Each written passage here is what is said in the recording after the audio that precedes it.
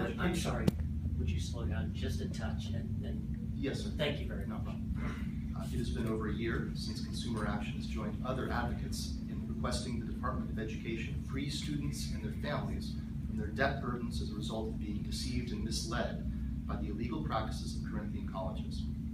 As the Department and Special Master Smith established a rulemaking committee to prepare proposed regulations for the federal student aid programs, we would like to formally identify criteria that are essential to a fair and just process for borrowers moving forward.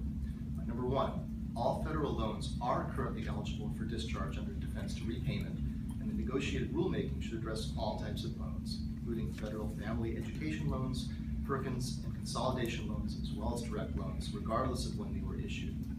The department has previously made clear in the 1995 Federal Register notice that it has the defense to repayment authority for all types of federal loans.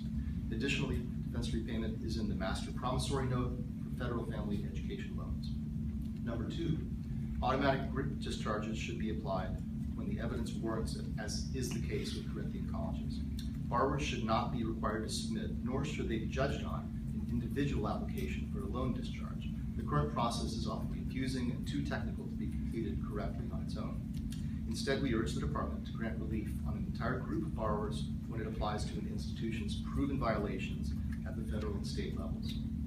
Full loan discharges should then be applied to all borrowers covered by a group process who establish a defense to repayment, including a refund of any amounts paid on the loans and removal of all information regarding the loans from their credit reports. We also urge the Department of Education to initiate an investigation whenever it has evidence suggesting that a group of borrowers may be entitled to a defense to repayment relief, especially in the case of non-healed Corinthian campuses. It should notify borrowers of its investigation and grant automatic discharges where appropriate. Number three, add false certification regulations to the committee's agenda. Under false certification, the department is able to discharge a borrower's obligation to repay a direct loan if the school falsely certifies the eligibility of the borrower to receive the loan. This is certainly the case with Corinthian colleges, which was fined $30 million earlier this year by the Department of Education for falsifying job placement rates. Number four, make regulatory changes to stop the manipulation of cohort default rates and strengthen the 90-10 rates. Some schools have admitted to artificially keeping their default rates down during the period when they are held accountable.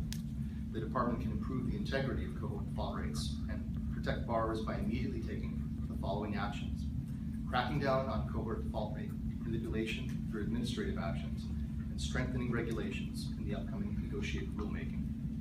Eliminating defaults from borrowers' records if the department is eliminating those defaults from schools' cohort default rates due to improper servicing. Strengthening the 90-10 rule by closing the loophole that allows schools to count GI Bill funds and Department of Defense tuition assistance as private rather than federal dollars. For-profit colleges should not be funded solely by federal taxpayers, and federal taxpayers should not be propping up low-quality schools. Thank you for the opportunity to speak on behalf of low and moderate income students and their families who are burdened by the debt of worthless degrees obtained from schools that knowingly defrauded them. This is a vital opportunity for the Department of Education to help borrowers who have suffered from the fraudulent acts of for-profit schools, and also to protect those who may be victimized in the future. We urge you to consider our suggestions and recommend that the department implement as soon as possible. Thank you. Thank you.